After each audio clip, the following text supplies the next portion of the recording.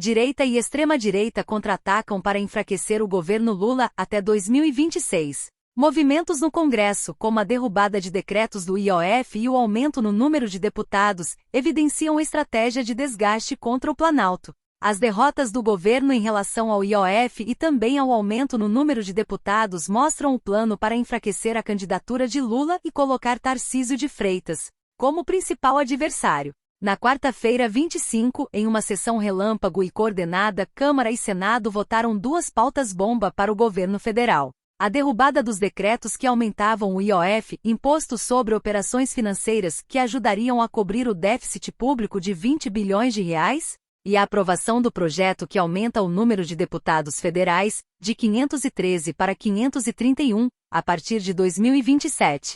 Essas articulações escancaram o início antecipado da corrida eleitoral para 2026. Para o Centrão, a direita e a extrema-direita, o jogo já começou. Entenda os principais pontos que afetam diretamente o governo. Congresso derruba aumento do IOF. Em uma clara derrota para o Planalto, a Câmara dos Deputados aprovou, por 383 votos a 98, o projeto que revoga os decretos do Executivo que elevavam as alíquotas do IOF.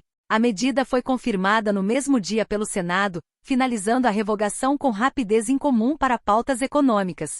A sessão ocorreu em clima esvaziado, com votação semipresencial, em meio à semana das festas juninas. A proposta não estava originalmente na pauta. O presidente da Câmara, Hugo Mota, Republicanos PB, anunciou a inclusão de última hora, surpreendendo a base aliada, que não teve tempo para organizar reação. O projeto, relatado pelo deputado Coronel Crisóstomo, PLRO, suspende 3 decretos emitidos desde maio. A estimativa de arrecadação dos ajustes era de 10 bilhões de reais em 2025, número inferior à previsão inicial, de 20 bilhões de reais.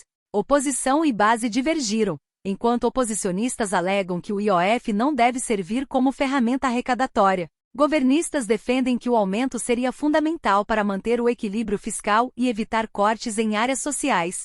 Congresso aprova aumento no número de deputados federais. Na mesma quarta-feira, Senado e Câmara aprovaram o projeto que amplia o número de deputados federais de 513 para 531. A justificativa formal se baseia em decisão do STF que exigia a readequação da representação por estado com base no censo de 2022, porém, o Supremo não defendia aumento no total de cadeiras, apenas redistribuição. A proposta segue agora para a sanção presidencial. Com a medida haverá impacto direto de 10 milhões de reais por ano nos salários parlamentares. Considerando outras despesas como cota parlamentar e verba de gabinete, o impacto total pode chegar a 95 milhões de reais anuais, incluindo efeito cascata nas assembleias estaduais.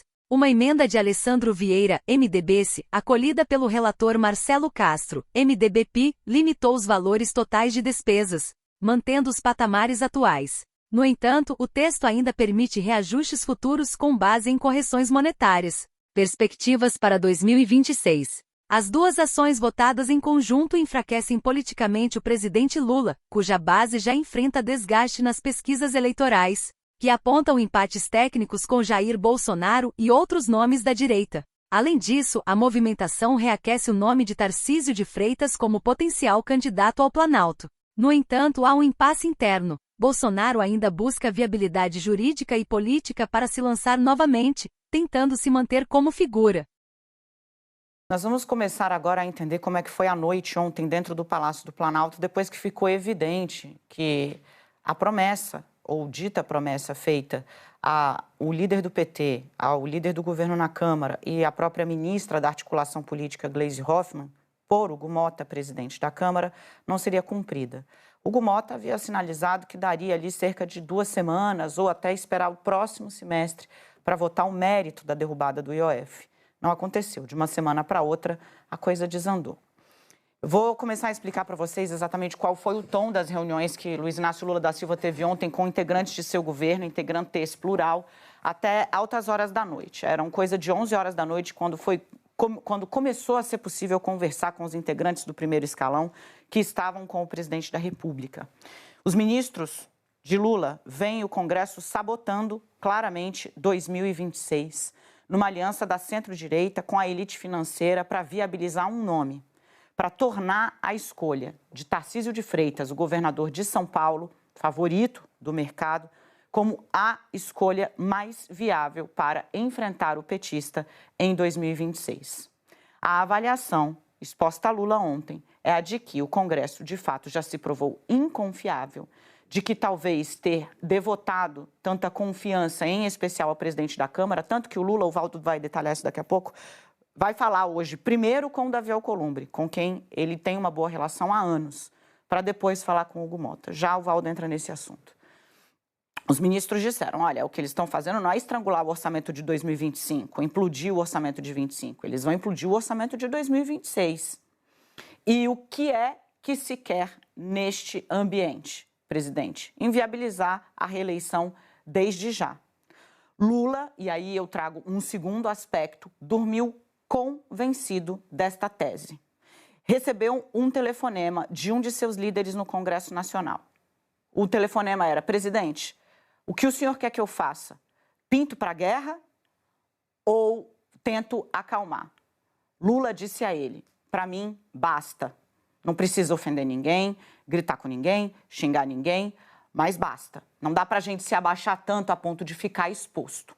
Luiz Inácio Lula da Silva foi dormir ontem, como eu disse, consciente de que a base que ele tentou atrair com ministérios para o seu governo já desembarcou. A votação, a derrubada do IOF, não foi um fim em si mesmo. Ela representa, para o petista, até, digo, a noite de ontem, uma ruptura da centro-direita com o projeto de Lula à reeleição. E aí você olha para a reforma que não foi feita e foi prometida por Lula nos ministérios, e ontem uma pessoa que conhece muito profundamente o presidente me disse, eu não acho que ele vai mexer mais. Talvez o Boulos, não sei. Mas o que fica claro é que o Lula, hoje, já tem consciência de que o que vai com ele para a disputa da reeleição é o PT, é o PSB, talvez o PDT, PCdoB e o PSOL. É isso. É esse pessoal quem vai com ele. E talvez metade do MDB. Por que metade do MDB? Eu explico já já. O presidente foi dormir disposto a partir para o enfrentamento na política e o enfrentamento na justiça. Hoje, ele disse, eu vou, acho que é isso, acho que deu, acho que está claro o que aconteceu, eu vou meditar durante a noite, falar com o Messias, advogado-geral da União, para ver a viabilidade jurídica do questionamento no Congresso. Abro um parêntese aqui, Fernando Haddad disse para Lula que, no entendimento dele, é claramente inconstitucional o que fez o Congresso Nacional ontem, explico já já o motivo.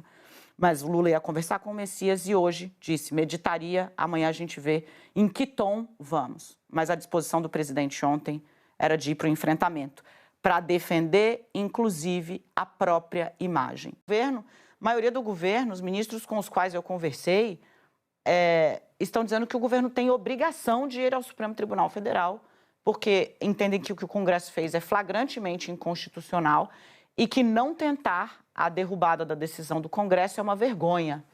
E aí esse integrante da oposição me relatou o seguinte, o governo não deveria tentar enfrentar a Câmara e o Senado ao mesmo tempo. É, claro, uma fala, e sim, em tom de ameaça, do tipo, entuba a derrota e tenta seguir o baile, negociando caso a caso, como está acontecendo hoje.